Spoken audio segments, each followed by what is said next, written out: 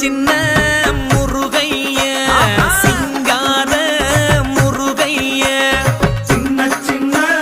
முருகைய சிங்கார முருகைய கொஞ்சி கொஞ்சி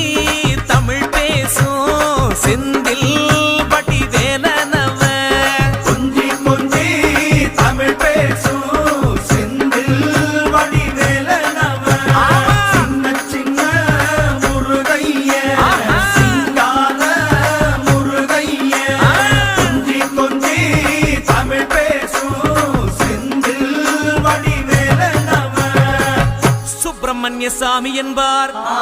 கார்த்திகேயன் என்பார், சுவாமிநாதன் என்பார், முக அமுதன் என்பார்,